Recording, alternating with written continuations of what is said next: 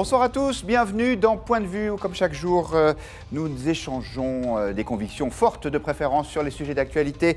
Nous allons parler aujourd'hui de la pétition signée par un certain nombre de parlementaires, surtout de gauche, qui veulent que le gouvernement explique qui va profiter exactement, quels sont les contribuables et dans quel niveau, qui va donc profiter de la baisse de l'ISF. Nous allons aussi parler de sécurité à la suite du discours d'Emmanuel Macron cet après-midi aux forces de sécurité intérieure. Le président de la République est-il crédible sur ces registres dans un contexte de terrorisme toujours extrêmement présent? Nous allons parler aussi de la Chine, puisque voilà un homme qui n'a pas de problème de sécurité, c'est Xi Jinping, le secrétaire général du Parti communiste chinois, qui ouvrait le 19e congrès de son parti, alors que son pays connaît une situation économique aussi florissante que la vie politique est fermée et verrouillée à triple tour. Et puis nous parlerons de l'État islamique à la suite de l'annonce de la libération de Raqqa.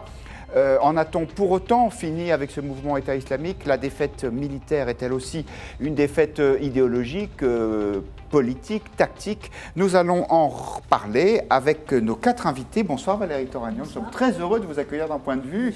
Vous êtes la directrice de la Revue des Deux Mondes. Votre revue, dans son dernier numéro, publie un dossier sur qu'est-ce que le macronisme. Vaste question, aurait dit le général. Vous êtes aussi écrivain, romancière. Votre dernier roman, L'étrangère, est paru en 2016 chez Flammarion. Bonsoir Alexis Lacroix. Bonsoir Guy. Vous êtes toujours directeur délégué de la rédaction de l'Express. Ça n'a pas changé. Ce dont nous nous réjouissons. Et votre hebdomadaire publie en une cette semaine un dossier exceptionnel sur New York. New York, la rebelle, 28 pages. J'imagine un numéro à avoir dans sa poche pour les prochaines vacances. Indispensable pour tous les amateurs des États-Unis. Bonsoir Bertie Bayard. Vous êtes rédacteur en chef au service économie et entreprise du Figaro, les célèbres pages saumon. Et votre confrère du Figaro, Renaud Girard, est aussi avec nous. Bonsoir Renaud. Bonsoir. Vous êtes le chroniqueur international du Figaro. Vous êtes également l'auteur de Quelle diplomatie pour la France, paru aux éditions du CERF. Et vous êtes aussi un collaborateur ô combien éminent de la Revue des Deux Mondes.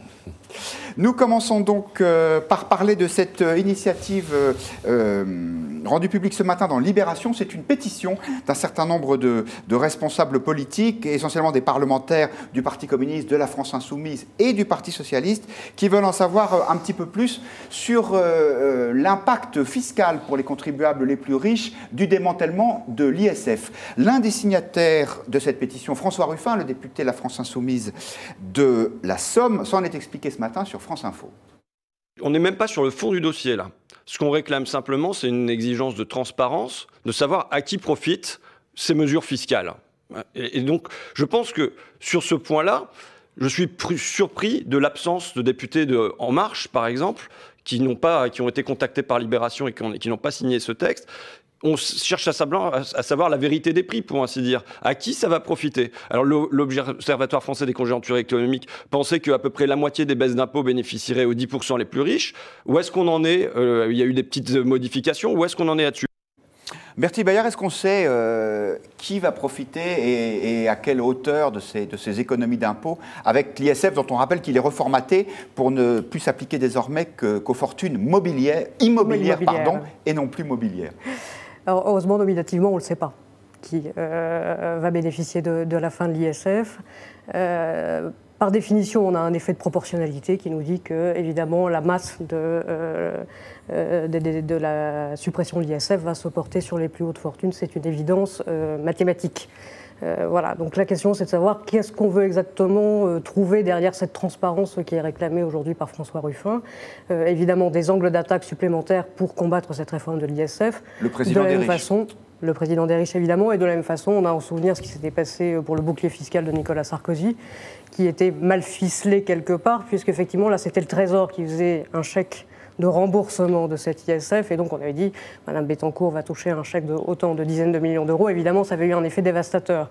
Donc, si aujourd'hui, on pouvait tomber sur une liste qui nous dise, de nouveau, la famille Bettencourt ou autre fortune française va bénéficier d'une réduction d'impôt de temps, évidemment, ça aurait un impact sur l'opinion publique extrêmement important. Voilà, maintenant, on se retranche derrière le secret fiscal pour éviter cette forme de liste qui ne serait pas très honorable, je pense, pour la Alors, République. il y a quand même eu un début de réponse, sans les noms, de Bruno Le Maire, le ministre de l'économie, qui a dit on va redistribuer a priori 400 millions d'euros. Plus exactement, il y aura 400 millions d'euros qui ne seront plus payés par les 1000 premiers contribuables de France.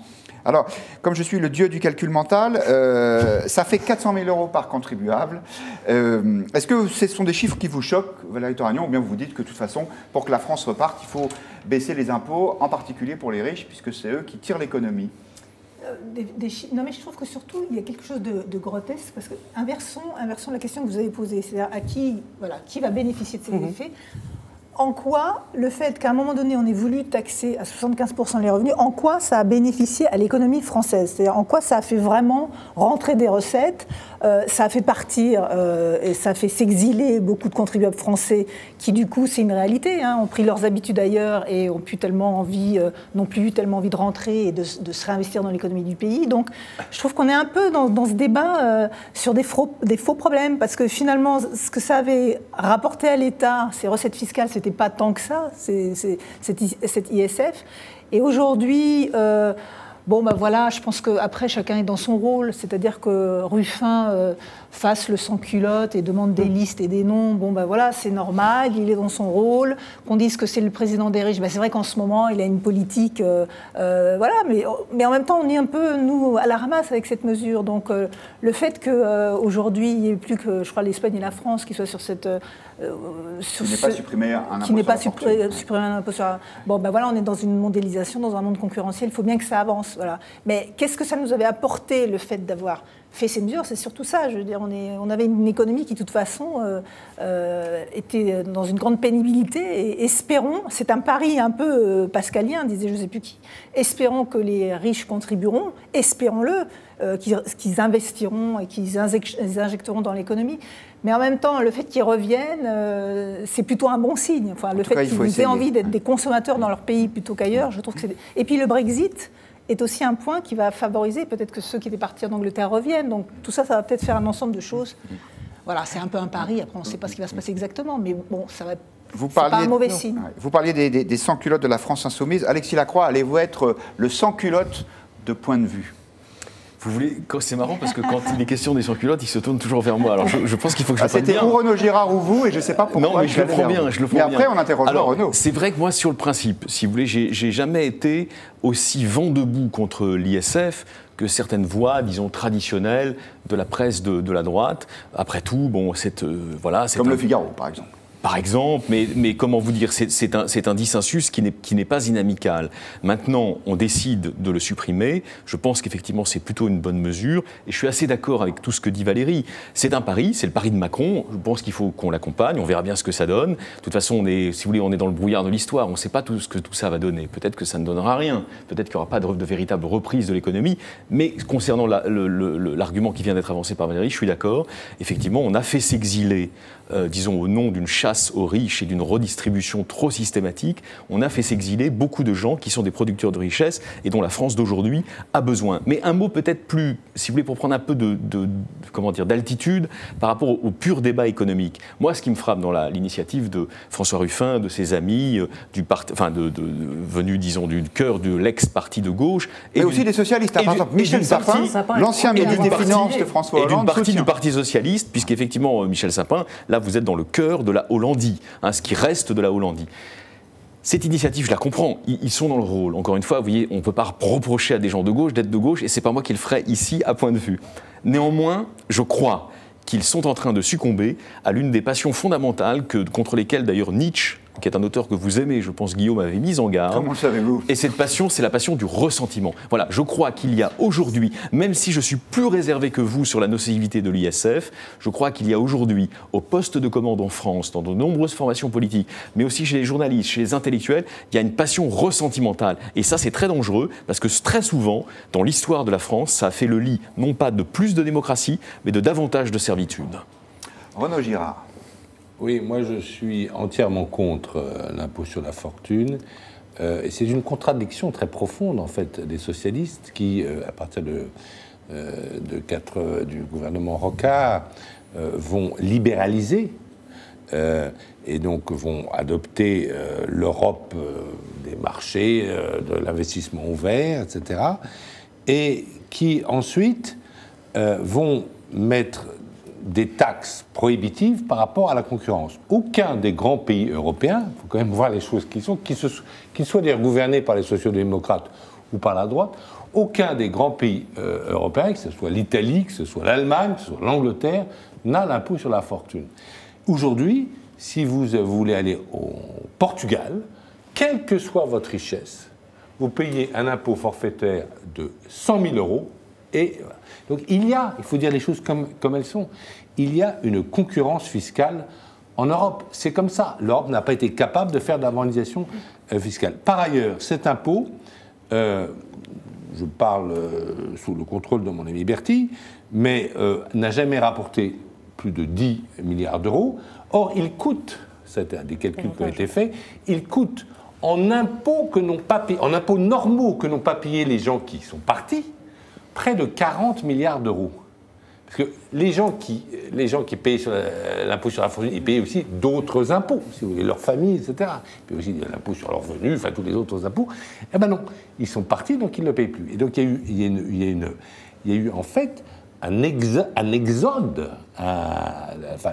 le sang des entrepreneurs français a été vidé. On a vu des états-majors d'entreprises qui sont partis. Par exemple, je sais que toute une partie de l'état-major d'Air Liquide est partie ailleurs, mais par exemple en Allemagne, simplement, c'est pas un pays, vous voyez, c'est un pays où il y a quand même un peu de socialisme en Allemagne.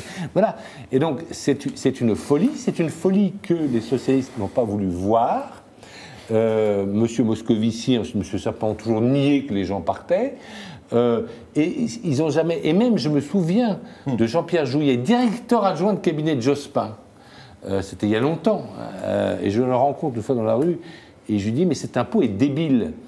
Il me dit, je suis bien d'accord avec toi, Renaud, mais ils n'ont rien fait. Ils le savaient, ils savaient que c'est un impôt. Et c'est un impôt, effectivement, du ressentiment. Pour moi, l'impôt, ça ne sert pas à punir les gens. L'impôt ne doit pas punir les gens. L'impôt, ça doit simplement être efficace, c'est-à-dire donner des ressources à l'État. Et il y a beaucoup de pays, par exemple la Suisse, un pays qui marche bien, où les gens trouvent ça normal et payent volontiers leurs impôts. Et même aux États-Unis, les gens payent volontiers leurs impôts.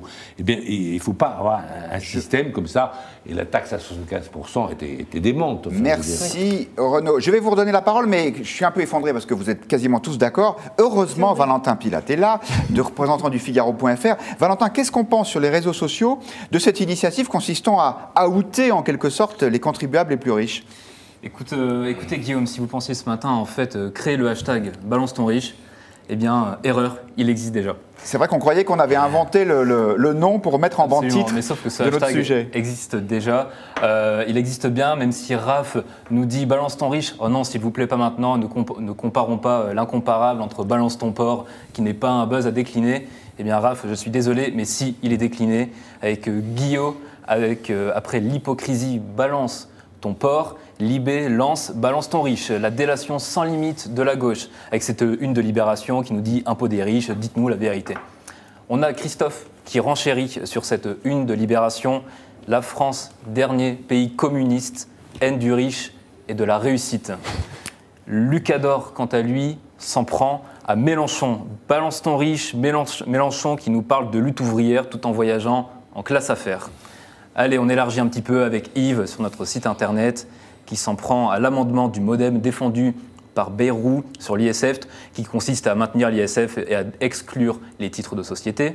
Donc Yves nous dit, par pitié, que l'on arrête ces imbécilités dignes d'une philosophie communiste. C'est un impôt qui n'existe nulle part ailleurs dans le monde.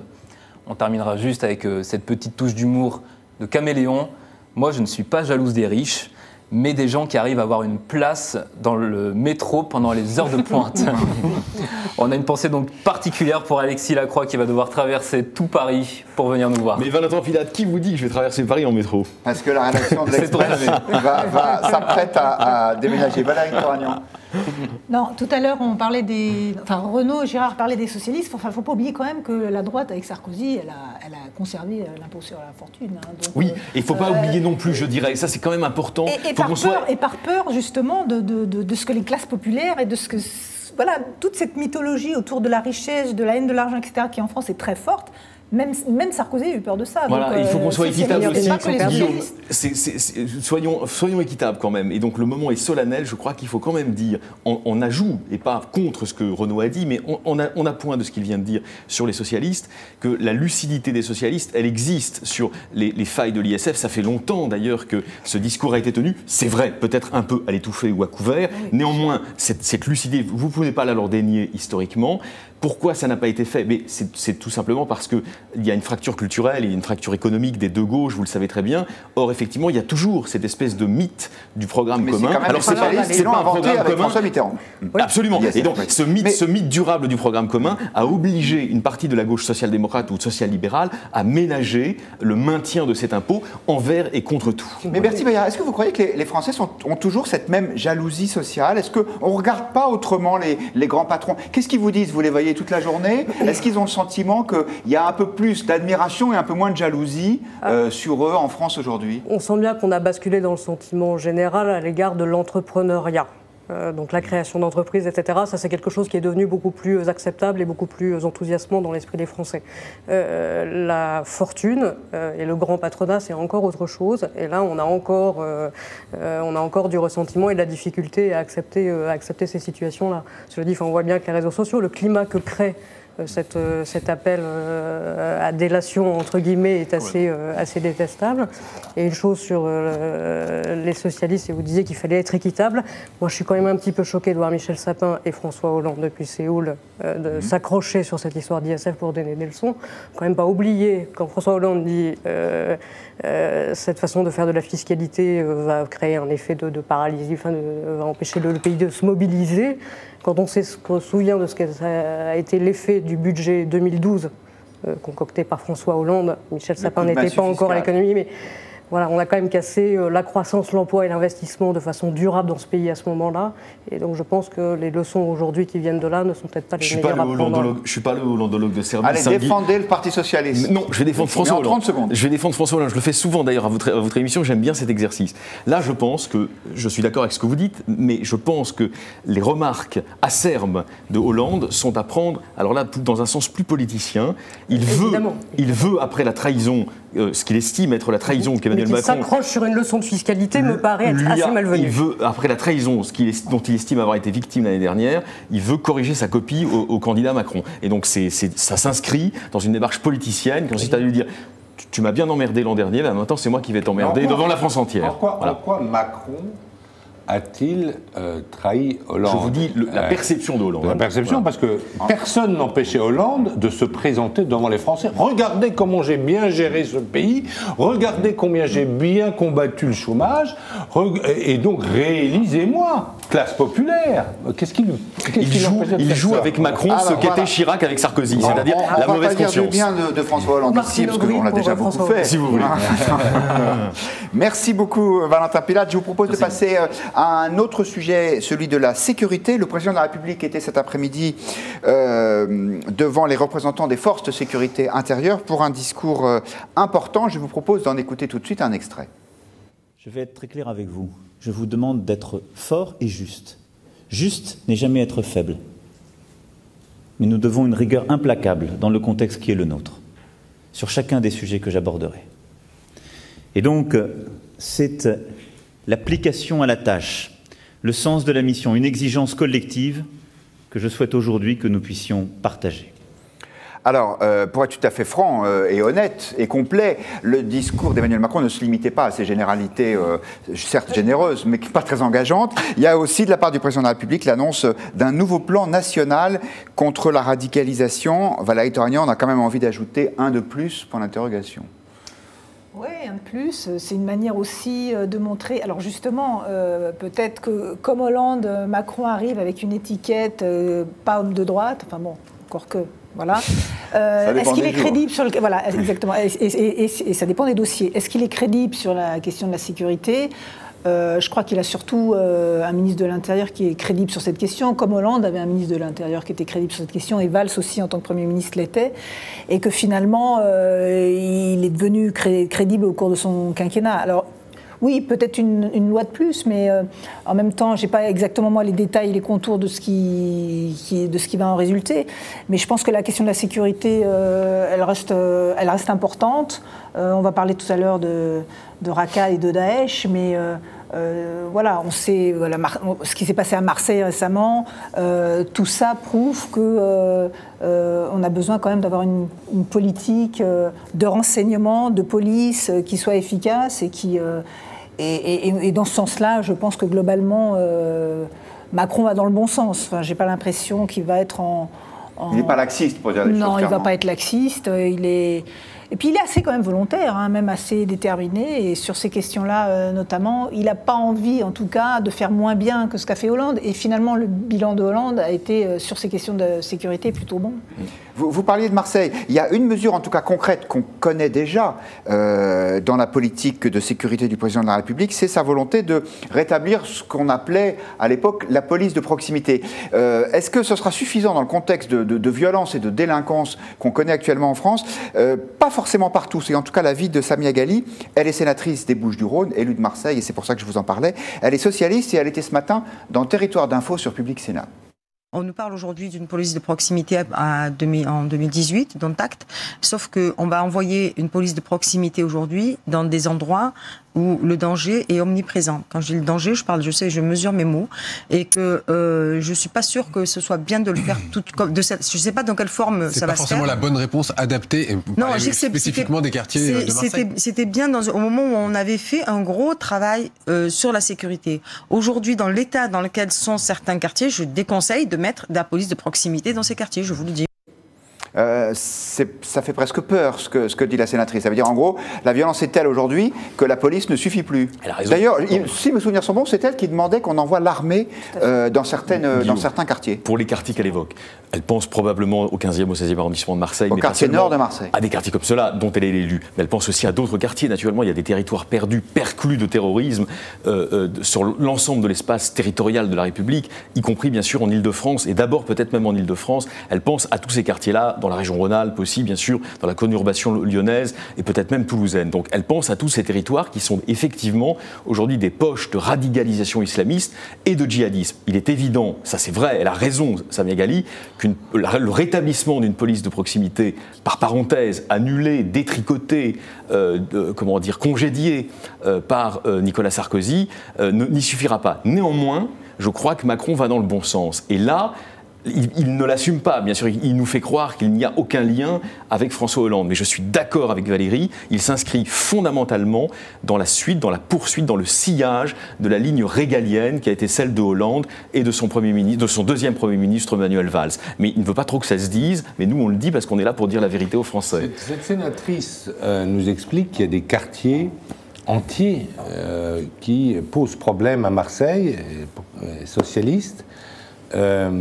Ce que je ne comprends pas, alors que les dirigeants de la police ont suggéré ça à M. Collomb et à M. Macron, au ministre de l'Intérieur, au président de la République, ce que je ne comprends pas, c'est pourquoi on ne suspend pas le regroupement familial.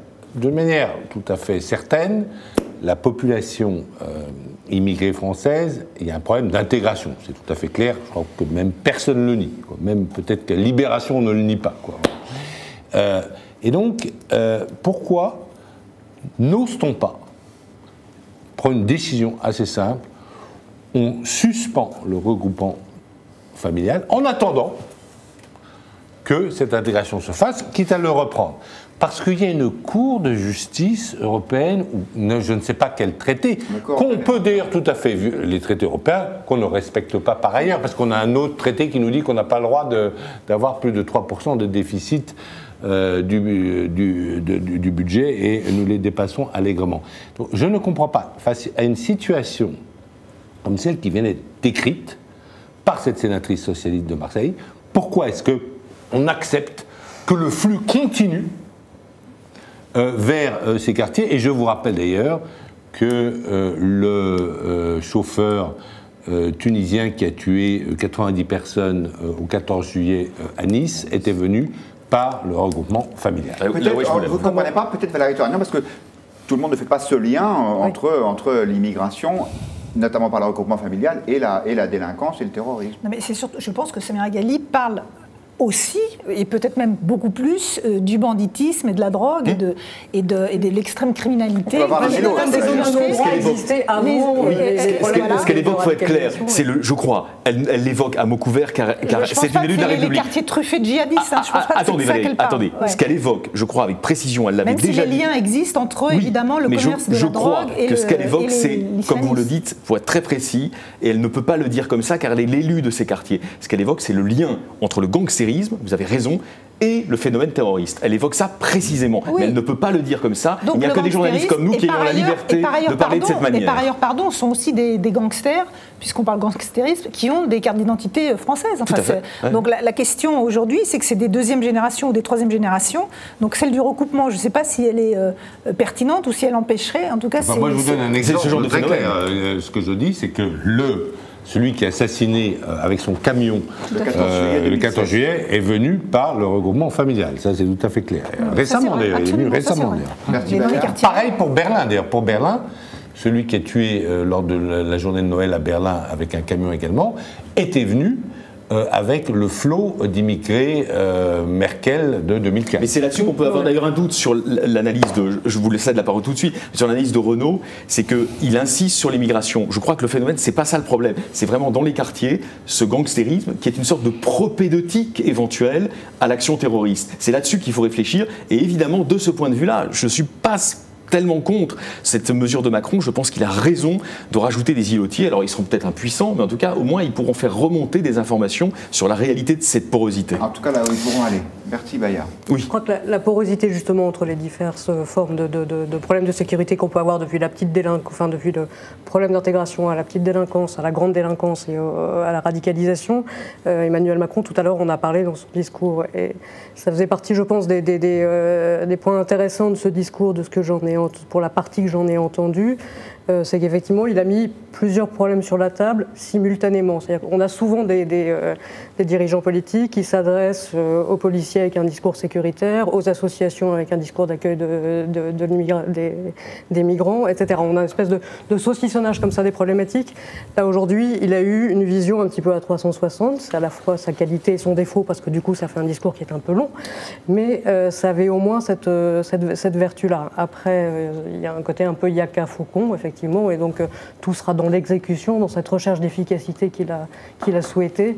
Et c'est là que ça devient extrêmement compliqué. Et que je ne suis pas sûr qu'une mesure en particulier puisse apporter une réponse efficace. C'est tout à fait son mesure, bien sûr que c'est tout à fait son mesure, mais il y a quand même des démarches symboliques, si vous voulez. Il faut prendre en considération ce que dit cette sénatrice, et ces quartiers qui ne sont pas intégrés, d'accord, qui ne sont pas intégrés dans la société française, qui ne font pas les lois de la société française. Vous vous souvenez de cet incident, d'un accident dans la banlieue parisienne, et on avait dit ne fais pas le français à quelqu'un qui voulait faire un constat. Et ne fait pas le français, parce qu'il c'était, je crois, un entier contre un immigré, d'ailleurs, d'origine, en tout cas, un Kabyle d'origine immigrée qui voulait faire un constat.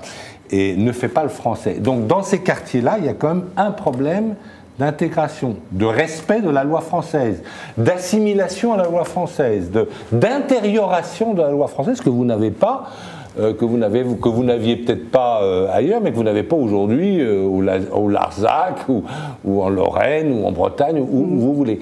Et ça, c'est un vrai problème, et donc je pense que ce n'est pas nécessaire, effectivement, mais je ne comprends pas pourquoi les politiques n'osent pas se prononcer là-dessus. Ce n'est pas nécessaire de continuer ce flux. Alors, ce qui est intéressant, c'est qu'effectivement, Emmanuel Macron parle dans son discours aussi de lutte contre la ghettoisation de certains quartiers, donc il ouvre la focale. Bertie Bayard, on a une question d'Hugo qui nous dit « Comment Emmanuel Macron peut-il être crédible en ne créant que 10 000 postes dans la police ?» Est-ce que, à votre avis, la réponse, elle est avant tout une réponse d'effectifs et donc de budget? Enfin, ça fait partie, ça vaut pour la sécurité comme ça vaut pour d'autres missions de l'État. Voilà, Et en particulier l'école, on a bien vu que le nombre de postes n'était pas un indicateur fiable ensuite de la réussite d'une politique. Donc il y a vraiment un changement de logiciel à opérer là-dessus pour tout le monde, y compris pour les forces de l'ordre. Après, c'est de la redistribution des fonctions à l'intérieur des effectifs de sécurité. Voir une privatisation de certaines tâches, peut-être. Oui, on a évidemment un mouvement qui doit s'opérer avec, c'est classique, mais moins de personnes dans les bureaux, plus de personnes sur le terrain. On doit avoir une utilisation plus massive de tout ce que peut nous apporter aujourd'hui la technologie. On a aussi, on en a parlé, ça commence à venir peut-être une forme de privatisation de certaines fonctions. Là, ça va être extrêmement sensible politiquement. On en a parlé pour les radars sur les autoroutes, qui est quand même quelque chose de très très très restreint à l'intérieur des missions des forces de sécurité aujourd'hui. Et pourquoi pas effectivement mettre des... Et on en a beaucoup parlé au moment des attentats, mais la question du renseignement, elle est primordiale. Réadapter le renseignement. Et qui n'est pas fonction du nombre de personnes qu'on y affectera voilà, forcément. Et le tout technologique. À un moment donné, les écoutes, il faut des gens aussi qui sachent les interpréter, qui connaissent les langues, les différentes langues, les différentes origines. Enfin, il y a un vrai travail pour qu'on puisse continuer à être effectivement en sécurité. Il y a un travail de fourmi de renseignement qui est extrêmement important. Je vous propose de traverser la planète pour nous retrouver en Chine. Xi Jinping, le secrétaire général du Parti communiste chinois, ouvrait ce matin le 19e congrès de son parti avec un discours fleuve qui a duré plus de 3 heures. Rassurez-vous, on ne va pas vous en mettre 3 heures, on vous en met juste un petit morceau. La philosophie, en gros, c'est la Chine est une grande puissance économique et ça ne fait que commencer. Écoutez-le.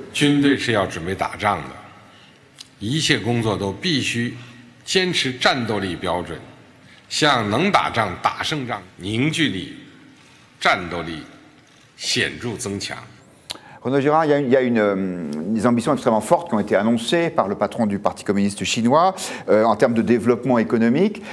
On dit classiquement qu'un pays ne peut pas se développer économiquement en étant une dictature, et en tout cas il ne peut pas être libéral en économie en n'étant pas libéral d'un point de vue politique. Et ben, la Chine nous prouve qu'au contraire ça marche très très bien.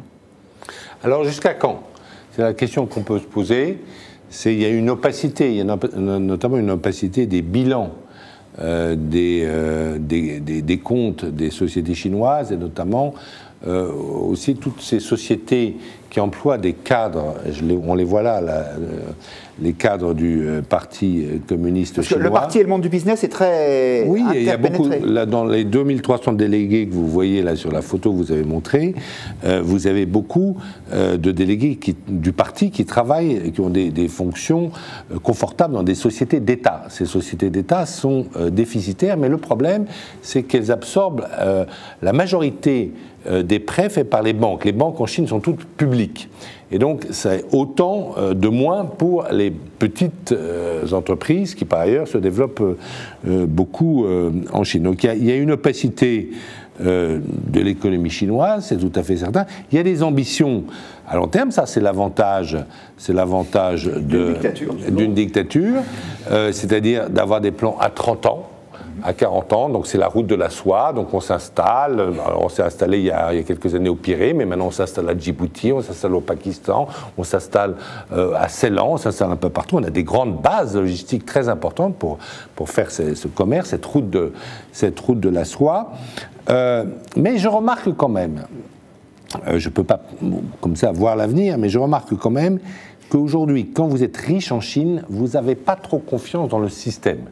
Je remarque, quand vous devenez riche en Chine, qu'est-ce que vous faites? La première chose que vous demandez, c'est un passeport australien. Alors, la première chose, c'est que vous envoyez vos enfants étudier à l'étranger. Ensuite, vous demandez un passeport et vous essayez d'obtenir un passeport australien. Alors, si vous pouvez obtenir un passeport français ou anglais, c'est encore mieux, voilà, ou américain.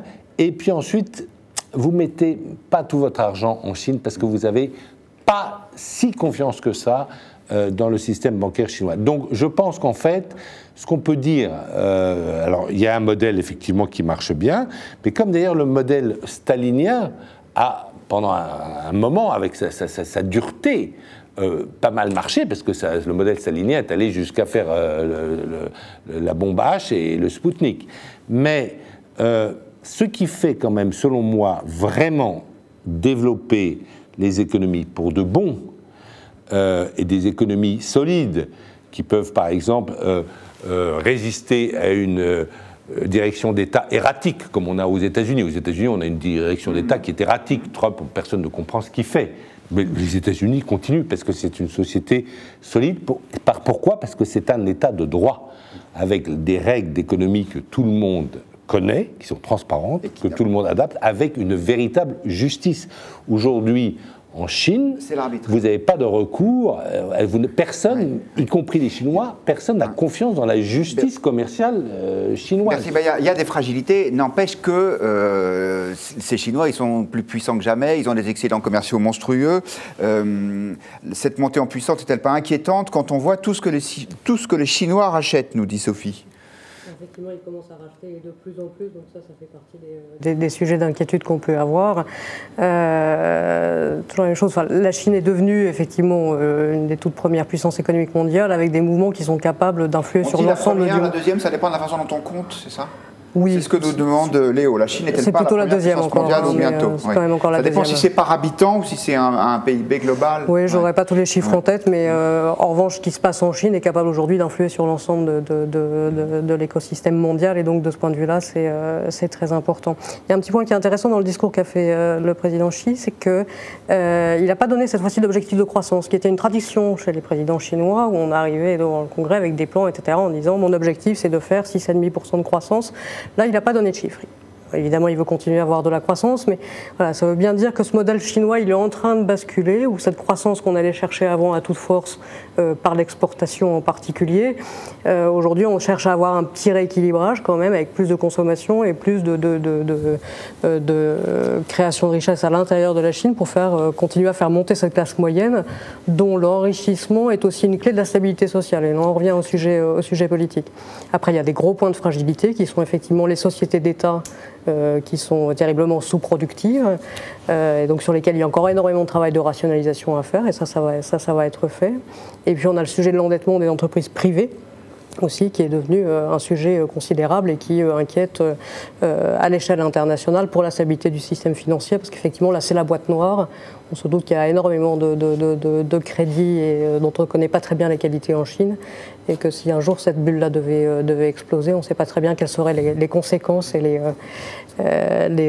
conséquences sur le système international. Valérie Toragnon. Je souscris à tout ce qu'a dit Bertie. C'est absolument... Voilà.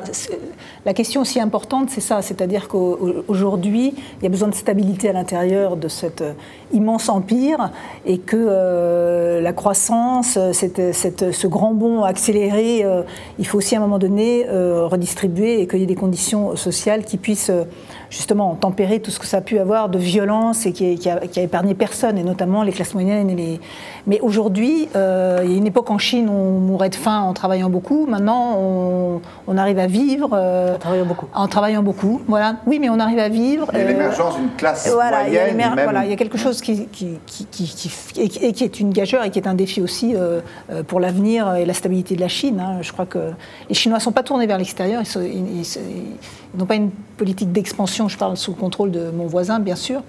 Mais en revanche, le contre-exemple parfait pour eux, c'est quand même la perestroïka. Je n'ai pas répondu à votre question, pardon. Effectivement, il y a cette politique d'expansion par les rachats, alors qu'il y a vocation à être ramené à l'intérieur aussi, parce que c'est de l'acquisition de technologies ou de savoir-faire. Pour profiter toujours. Mais effectivement, on a des sujets assez sensibles de rachat d'entreprises en Occident par les entreprises chinoises. Comme par exemple KUKA, ils ont réussi à racheter, et ça, ni Merkel ni Macron n'ont pu s'opposer. Les Chinois ont racheté la plus grande société allemande de robots.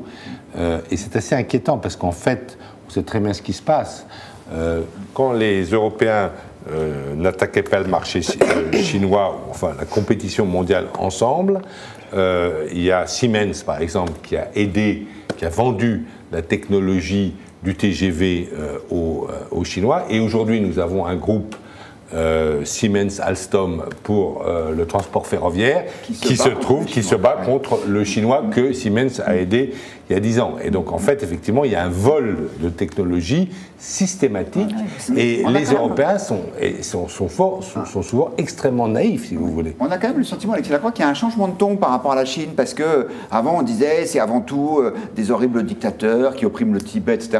Et là on dit quand même ils sont très performants économiquement, ils ont sorti le tiers du PIB de la misère, des centaines de millions de gens. Bravo la Chine, finalement. Non, faites la part du réalisme macronien. On a bien vu que depuis l'arrivée de Macron, il y a une légère réorientation du discours philosophique de la diplomatie française qui, pour le dire très très vite, donne plus raison à Renaud Girard dans son réalisme kissingérien qu'à Frédéric Ancel dans son idéalisme, disons, néoconservateur ou wilsonien, si vous voulez. Donc ça, je crois que la réorientation du discours sur la Chine, qui est quand même une des plus horribles dictatures de la planète, rappelons-le, elle est due au fait que Macron a décidé, par gaullisme ou par néo-gaullisme, de renouer avec une vision plus réaliste des relations internationales. N'empêche que le théorème qu'on a balayé là d'un revers de main à l'instant en disant non, finalement, capitalisme et démocratie ne vont pas toujours de pair. C'est vrai, l'exemple du turbo-capitalisme chinois, c'est un exemple de réussite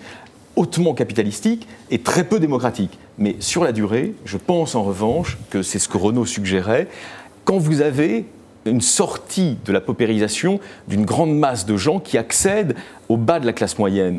Ils adoptent peu à peu les idéaux démocratiques. Sur ce plan-là, le paradigme, le modèle intellectuel qu'avait donné Francis Fukuyama au moment de la chute du mur de Berlin... La fin de l'histoire. Mais il reste juste. C'est-à-dire que quand vous sortez de la misère, que vous accédez à une forme de stabilité petite bourgeoise, puis ensuite bourgeoise, évidemment que vous adoptez les idéaux planétaires de la démocratie, on va dire en gros américaine et européenne. Et donc à terme, le méchant tyran chinois sera bloqué dans son expansion s'il continue effectivement dans la voie de la démocrature et ne se tourne pas vers une authentique démocratie. Mais ça peut prendre un siècle. Juste un point, le basculement sur la façon dont on voit la Chine, il est aussi parallèle du moment où on voyait la Chine comme un marché sur lequel on avait envie de vendre tous nos produits, au moment où effectivement la Chine est devenue un concurrent. Et ça a quand même fait énormément basculer la vision diplomatique qu'on pouvait avoir de la Chine sur le terrain économique en tout cas. Je vous propose de passer à un autre et dernier sujet international, l'État islamique dont la capitale était Raqqa, dont les forces syriennes ont annoncé hier qu'elle avait été libérée. Alors, est-ce que c'est la fin de Daesh? Eh bien, écoutez, ce n'est pas forcément l'avis de tout le monde. En particulier, ça n'est pas l'avis d'Arnaud Danjean. Arnaud Danjean, il est député européen, les Républicains, mais il est surtout président du comité de la revue stratégique qui connaît bien ces sujets, et il était ce matin sur France Inter. La fin, je ne suis pas sûr qu'on la voit de notre vivant, si vous voulez. Parce que carrément. C'est quand même, excusez la familiarité. C'est une idéologie extrêmement virulente, c'est une idéologie qui concerne des centaines de milliers, voire des millions de personnes, et qui se nourrit en plus de beaucoup de facteurs, des facteurs sociologiques, sociétaux, même lourds dans certains pays. Donc ce n'est pas quelque chose qu'on va éradiquer comme ça, militairement a fortiori. Donc la lutte antiterroriste, c'est une lutte de longue haleine. Renaud Girard, vous connaissez très bien cette région, vous avez couvert ce conflit et d'autres pour le Figaro. Est-ce que vous croyez effectivement que l'État islamique n'était pas prêt de disparaître? En tout cas, peut-être pas géographiquement, mais idéologiquement. Alors d'abord, il faut que je corrige ce que vous avez dit, parce que vous avez dit les forces syriennes. Ce sont les FDS, les forces démocratiques syriennes, qui ne sont pas les forces syriennes du gouvernement de Damas. Et les FDS, donc les forces démocratiques syriennes, sont... en très grande partie, sont en fait des forces kurdes, mais avec quelques arabes, parce que comme Raqqa est une ville arabe, on va confier aux arabes la police de Raqqa. Mais enfin, la force de frappe qui a repris Raqqa, c'est une force kurde. Avec l'aide des Occidentaux ? Avec l'aide des Américains. Les Occidentaux. Merci pour cette précision. Vraie aide des cette correction, disons-le. Non, mais pour qu'on comprenne bien. Alors, voilà. Non, alors, mais évidemment, est-ce que c'est la fin ? C'est une politique d'ailleurs assez intelligente de la part des Américains, de s'être pas mis vraiment en première, d'être en deuxième rideau, si vous voulez, et d'avoir suscité ces FDS, ces forces démocratiques syriennes, ça se passe assez bien. On ne va pas du tout vers un Kurdistan parce que, par ailleurs, vous avez un échec total de la politique de Barzani en Irak. On pourrait y revenir, mais c'est un petit peu compliqué. Mais on va vers des Américains qui ont su, il faut le reconnaître, susciter des forces locales pour éliminer Daesh. Mais bien sûr que les djihadistes savent s'évanouir dans la nature, savent disparaître pour réapparaître ailleurs. Alors, à un moment, ils ont beaucoup quitté la Syrie pour ressurgir en Libye. À un moment même, il leur suffisait de prendre Turkish Airlines et d'aller prendre le vol Erzurum, Istanbul, Tripoli. Aujourd'hui, on fait attention à cette filière, mais qui a existé. Il y a d'autres poches qui vont se constituer, mais c'est une première victoire. Mais je suis d'accord avec Arnaud Danjean. C'est une guerre de 100 ans, c'est une guerre de civilisation, c'est une guerre profonde. C'est une guerre très importante parce que c'est une guerre aussi d'éducation. Alors, vous avez des gens qui ont essayé de faire changer ça. Vous avez le président Sisi qui va bientôt arriver en France. Le président égyptien arrive lundi en France, qui a, dans son discours à la mosquée de Al-Azhar, a dit qu'il fallait que la religion réintègre la sphère privée et qu'il fallait qu'avec l'islam sunnite pense à se réformer, alors que lui-même est un pieux musulman. Donc ça, c'est important. Mais mon sentiment, c'est qu'en fait, vous avez comme un grand bassin, à cause de tous ces pétrodollars et ce wahhabisme qui a été exporté, un grand bassin de salafistes et de frères musulmans dans l'islam. Il n'y a pas que ça, bien sûr, mais il y a un grand bassin de frères musulmans et de salafistes. Et mon problème, c'est que pour moi, un djihadiste, c'est un salafiste ou c'est un frère musulman, comme vous voudrez, en phase terminale, c'est-à-dire c'est quelqu'un qui va jusqu'au bout de son engagement. Justement, voilà. Le problème, c'est que c'est un problème idéologique. Voilà, le problème, c'est que le terreau idéologique vers le salafisme, lui, il reste assez présent et peut-être même assez conquérant au sein même de l'islam. C'est l'avis de l'islamologue Richard Benzine. Il était ce matin sur Europe 1. Écoutez. Vous dites plus les prédicateurs interdisent des choses et plus ils ont de succès. Oui, absolument, parce qu'on a l'impression que l'islam dit authentique serait celui qui serait le maximum normé. Et donc plus il y a de normes et plus vous êtes musulman. Pour revenir à la voie de Dieu, vous allez mettre en place un certain nombre de normes qui vont créer cette communauté virtuelle et finalement qui finit par enfermer les individus, les encastrer dans cette communauté avec cette idée de la pureté. Et puis de la pureté à la purification, le passage peut être très vite, en tout cas en termes de processus de violence. Alexis Laproche, vous voyez approuver. Ah, il a raison. De toute façon, si on veut décrire fidèlement la situation, juste codicile là ce que vient de dire Renaud. Renaud, il connaît extrêmement bien le terrain. On peut ajouter, pour donner une arme de plus pour décrypter cette situation. C'est très bien, réjouissons-nous, Raqqa est tombé, c'est formidable. Il est évident que l'État islamique en tant que tel est quand même fragilisé. Mais pour autant, je suis aussi d'accord avec Danjean, il n'y a pas d'éradication possible. Pourquoi ? Car le problème est effectivement culturel et idéologique, et ce n'est pas une guerre de civilisation au sens, naturellement, où l'ont entendu des gens comme George W. Bush. Il ne s'agit pas d'une opposition, si vous voulez, entre le monde de l'islam et le monde occidental, disons chrétien ou post-chrétien. Il s'agit d'abord d'une guerre civile au sein même des sociétés arabo-musulmanes. Et c'est là, bien sûr, que Benzine dit l'essentiel. Il y a deux visions, au fond, de l'islam qui se font face. Il y a ce qu'on a appelé chez certains Français, autour de revues comme La Règle du jeu, on pariait, disons, à un moment sur cet islam des Lumières. On pensait qu'avec Benzine, des gens comme Abdenour Bidar ou Abdelwahab Medeb... Et ça n'a pas marché. Attendez, où Ayaan Hirsi Ali pouvait être les voix de cet islam des Lumières, de même que Sakineh, que nous avions défendu avec l'ami Valérie. Mais ça n'a pas marché. Attendez, vous rigolez, ça marche en partie. Mais non, malheureusement. Mais ça marche lentement.